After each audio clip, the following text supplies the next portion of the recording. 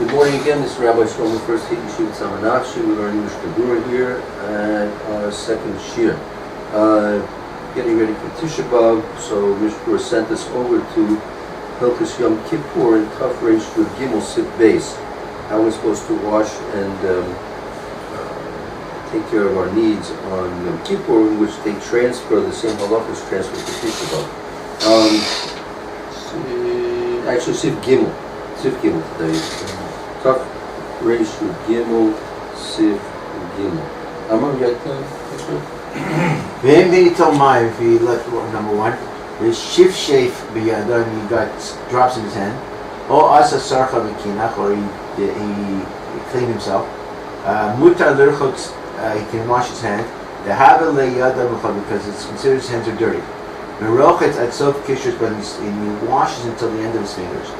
Bein rotzet le'palo, if he wants to daven, avilo lo kinach nami.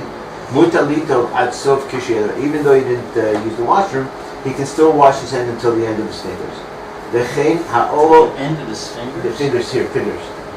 Wash it here. Up to here, I see. Okay, I didn't know how to explain that. The end of the fingers, you know. You said the end of the fingers. You're right. That's what I said. What does that mean? I told you my English. I need you my translator. How would you say it? To your knuckles, okay? To your knuckles.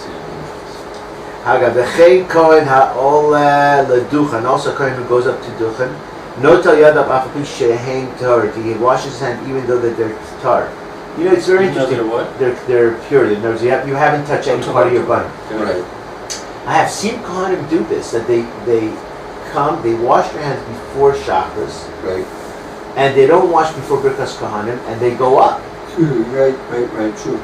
I thought you were supposed to have a Levi wash your hands before. Yeah, yes. but they do. But they come to shul early. They have clean hands.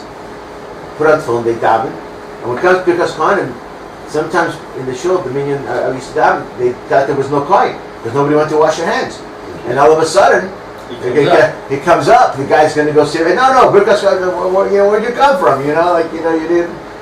So the whole. Because most of the washings that are not done for pleasure are permitted. And therefore, and therefore, even if he came from from a travel, and his hand and his feet are full of sand, I guess, it's mutter to wash them. But wait a second, we're learning halachas Yom Kippur now. Right. In Chilo, you have a tchum. You can't go out of the tchum. So where are you coming from that you're going to get so dirty? I mean, I'm just asking. Well, let's say village to village. I mean, unless tchum is a village. No, tchum is the perimeter for the eruv that you can go. You can't go out of a city more than 2,000 amos. So let's say he's walking from Williamsburg to Borough Park. That's a long distance. 2,000 amos. 2,000 amos. Less than a mile. That's like a mile. Right, so that's a lot. But it says they become dirty. Dirty if you're walking. No, the truth is you're right, because in those days, village to village, you were walking outside in the streets. You're right. So I'm thinking more of a city. No matter how much you walk in the city, it's not like you're going to be sweaty, but you're not going to become really dirty. You guys are going to walk from here to the coast, nice half hour, 45-minute walk. But you're not going to get dirty. You're going to get sweaty. Actually, kochos actually means like you become like weak. Meaning they're weak. They're fatigued. The feet are fatigued, and it must revive them by putting cold water on his feet. Okay. Sometimes they swell a bit. Sometimes the feet swell. Right. So you can soap them? You can? Look at the rocks, because he's not doing it for the sake of pleasure. He's doing it for the sake of reviving his feet. Really? Yeah. So let's see the Mishna here from Mishna Brewers, and we'll begin in Sivkat and Dalit. The shifted v'yado o asa sarcha. Second wide line.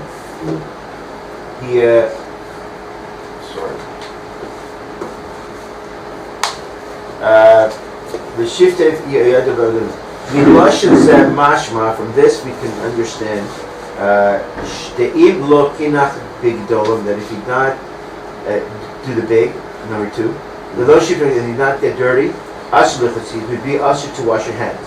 He did number one. He did one or two, and he didn't get his hands dirty. That's the question that he's asking. Right, so he wants the mashma even low kinach below shift tane usher.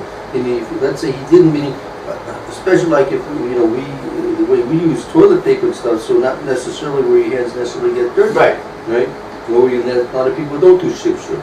Right. So if that's the case, to rub the driplets off of your shoes or your pants or something like that. So you get the urine on your hands. So then, since you have urine on your hands, you're obligated to wash it off. So it's mashma from this expression or phraseology of the Mechaber that if you didn't do this, so let's say you use the facilities one way or the other, you didn't make a mess. You didn't get your hands dirty. Then it's mashma from this. You wouldn't be able to wash your hands. It would be forbidden to wash your hands. I would think. Because number one, I have no problem with what you're saying. Because number two, even if you think you didn't get your hands dirty, I would think that you would be cautious. You would say, well, maybe it's hard to be sure. Yeah, well, more than that, what you're going to be touching is a makom makusa. Your pants, usually, or your thighs and your bottom is usually covered very, all the time. So even now, if you would touch your skin, any place that's normally covered constantly, so you have to wash your hands. Right. So usually it's impossible, if you're going to be sitting down and doing the building, it's probably impossible not to touch something somewhere, right? A So bit of skin. But for some reason, again, we're not used to this, but I remember right down here, they give, Rabbi London gives a shir in the miklat over here. I don't know if you've ever been in there. Before this big building was built, this Hanaki Yeshiva was located in the miklat, in the bomb shelter, midway down the street, right? And it was just a built bomb shelter. So they talked to the area and said, Baruch Hashem, we're not using it for its primary purpose, so let's make a shul in there. So I gave them the shoes to make a shul in there. So I remember, so they had the stall. They weren't stalls. They had the toilets. They weren't toilets. They had the place where you go in a miklat, and you know what it was? Hole in the ground. It was a hole in the ground. There's nowhere to sit. There was nowhere to sit down. There were just two things where you could look like imprints for your shoes. So you put your shoes there, put one shoe here, one shoe there. You stood this way and you kind of crouched down, right? And you let it out. It's like when you go camping. Right. When you're in camping. So not necessarily when you're doing that kind of thing, are you going to have to get your hands. You're not necessarily going to have to touch your body. I mean, if you're used to doing it, you get used to it. If you grew up that way, used to doing it, you get used to it and you can work it out. But of course, we're blessed with toilets and all the other, Thank God. Yeah, so we don't have to deal with these things. So if there's a way to do it that you're not going to touch either the actual gedolim muketanim, or you're not going to touch your Except to clean yourself, Rabbi. You clean yourself. Right. What? You have to clean yourself. In the old days, worse than today. They don't use a rock. They didn't use paper. Sure. Right. So there's no concept. I'm saying even with toilet paper, you can't be sure. You're right. I agree. Right. Well, let's say for some reason he was 100% sure. It was emes. It wasn't emes. To be true, yesh machloket the poskim. There's a machloket to the poskim. Yesh omrim that filu lokinach b'sifshef yesh lo lirchot shadav. That even though he didn't get wet or he didn't touch, that he has to still wash his hands. Mishum hikon likrat elokecha Yisrael, because you should hikon adonai. That means hikon, prepare yourself. Prepare yourself to go greet the God of Israel. Right. So that part, washing your hands for prayer, is part of the actual preparation that you need to do for davening, right? Mm-hmm. Thank you. I mean, that makes sense to me. You're going to stand before Hashem, you went to the bathroom, and you didn't wash your hands, and you just in front of Hashem with your hands in an unknown state. Right. That's pretty hard. Right. The had sarich levarach Hashem, because yesterday Seyasher Yatza. That itself is a chiddush, meaning what does it mean? Hikon lekros elokecha Yisrael. Even if you're going to make a bracha ashiyatzei, let's say you're not talking a person's in the middle of davening. He's going to say Shemona Esrei. Even if he's going to make that one bracha, that one bracha has to be done with proper preparation and proper cleanliness of hands. V'alken iskima achronim. Therefore, the achronim agreed. The nachon lechatchila lekaneach u'shasha kedei leotzi nafsha mita. Therefore, the achronim said that it's proper that you should shake and you should touch. I guess so you will come out of pluta from a machloka. Okay, so it's like this. So you should touch. In other words, you should do something to make sure you have to wash your hands. Oh. So this There's no machloka. There's no. So then there was no machloka. Right, because since there's a machlokas, if you didn't touch, right, so therefore there's a machlokas. So since we're talking about Yom Kippur, so purposely, I know this is very hard for Americans to understand these kind of things. So you're supposed to actually go and actually touch, in which case you'll have to. You're just talking about touching your skin. I'm talking about mamish making your hands. See, ship and kaneach is actually touching the real stuff. But the skin, apparently, for some reason, the skin is not enough. I don't know why. I don't know why. That's bizarre. Right? But yeah, bizarre as it is. Bizarre but true. So, yeah. So and I tell you, it's not so. Usually, I know that if a person's urinating, he's usually if he just brushes his and you'll notice there's a little moisture. It's it's just when it spritz, it goes this way and that way, right? Sure. So it's enough just to do that, which is a good reason to do that also because you don't want the urine to be actually on the surface of the beged. If it's absorbed into the surface of the beged, then it's much less serious whether if it's still on the surface. Small amounts at least. The Brazela Kula Alma Mutar Lircha, because according if you do this, then according to everybody you have to wash your hands. It's permitted to wash your hands. When is we talking this at Yom Kippur by night after Tefillah? Abayom, but in the day, she problem when they pray to Adam. He hit a mime apapi shelo shivshev. Even if he didn't shake, or shasa, so he did his deeds and he didn't get dirty. Mutar lito yada atzov kishet well. Then for sure you should wash yourself at any point during the day. So what's the story with Tisha B'Av? Tisha B'Av finished Chatzos. I didn't follow what you said. So he says that this whole machloket about washing your hands is only Yom Kippur night after services until the morning. In the morning, right? At any point you go, even if you don't get dirty, you have to wash your hands throughout the day because you're davening all day.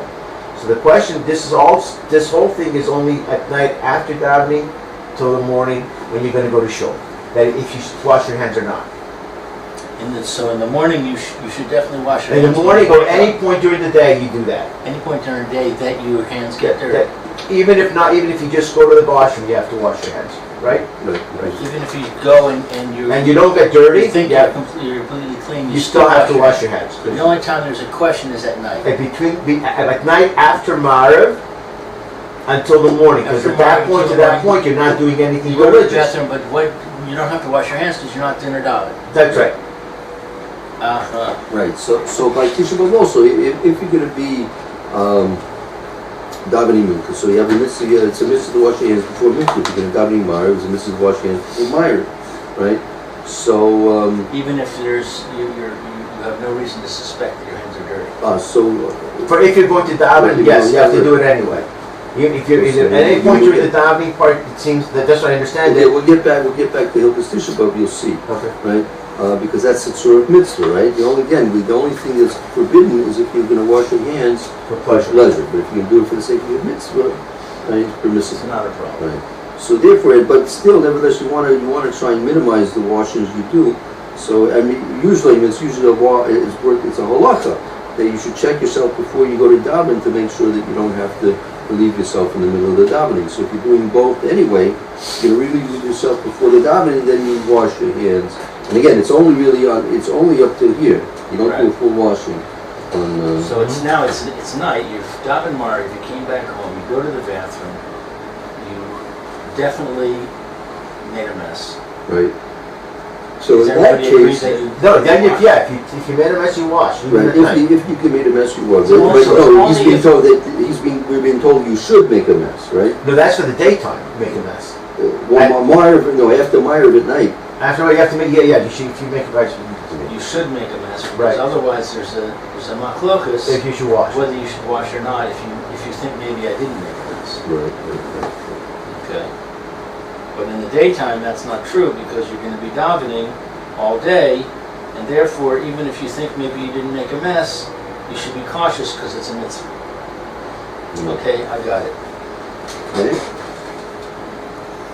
Okay, if he wants to daven, even though he didn't get dirty, mashma mizeh, we understand from this, the im asat sarfaf klal, that if he didn't go to the water, he didn't do his needs, ein lo lito yadayim mishvot tefillah b'lev, he doesn't need to wash his hand just for tefillah. The me'av mevar, the Okay, el, well, what's the case now? he went to the washroom, nothing came out. So you just went into the room. Right. Just sat down, nothing came out. Nothing came out. So even though it says you don't have to wash your hands. So then it said, and this is even in the morning. The mevoar there, this we said before, the bishvil tefillah that we said before, that for tefillah, mitzvah litoya, that it's a mitzvah to wash your hands. Hacha mishu chomer Yom Kippur, but here because of the stringency of Yom Kippur, chash lootan aposkim, we have a chash, a doubt. What the poskim to decide the bishvil tefillah, that bishvil bilvad lo tivnutav, that bishvil tefillah, they did not make a decree to wash the hands. Ki im b'shachris mishum denase kiviyat hadasha, except for the morning when you go to the washroom the first time in the morning when you wake up, because you're like a new person. So in other words, according to Stam, you don't have to wash your hands to daven. Even though it's nice, you don't have to. So therefore, if you just went to the wash and nothing came out, that means you're clean, then you don't wash your hands for that either. So I have a question. It just occurred to me. So there's no problem, you went into a place of tumah. Right. There's no problem with the fact that you went into a place of tumah if you didn't actually...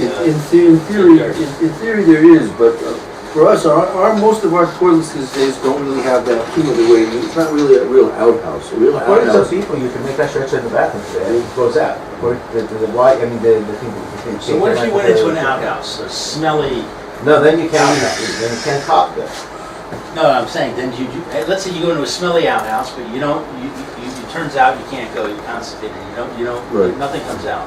You should be washing it, on a regular day you should wash your hands coming out of a regular... No, I'm saying it's on Tisha B'Av. Oh, in the daytime. And now you can go back to the house. so it was So a would you tumah. say it's a place of tumah, therefore you still have to wash your hands? That's a good question. I'm not sure.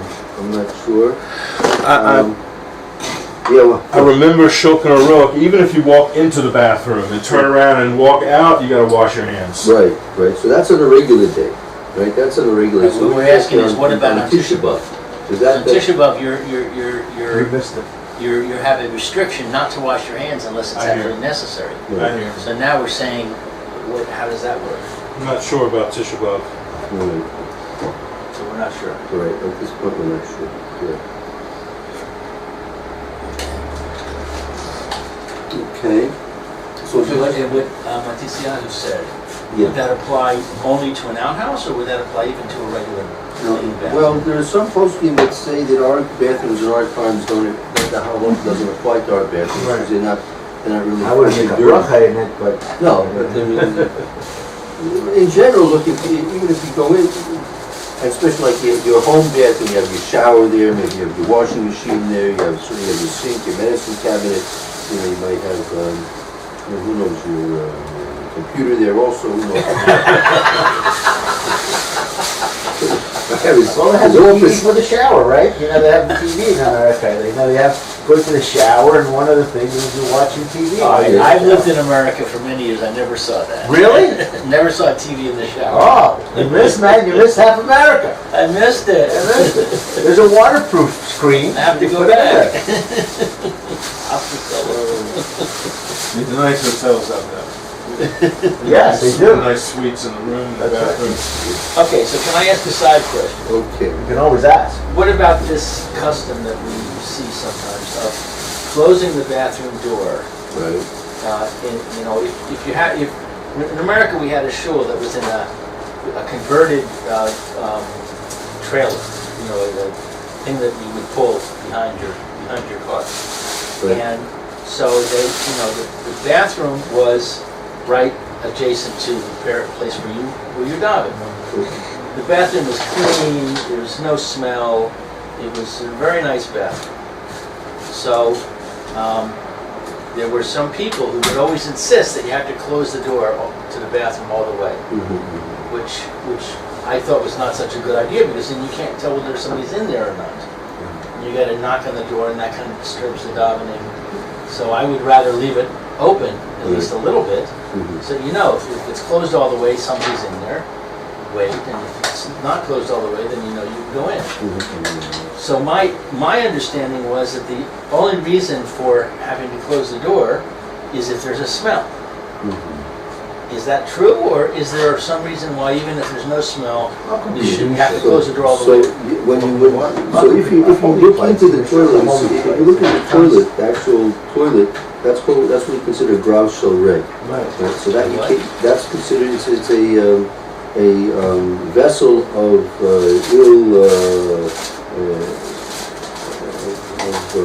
it's a vessel which is used for disgusting purposes. Okay. So that you can't make ruckus around, like you have a bedpan. That's what a bedpan, because in old English in the hospital. It's a bedpan.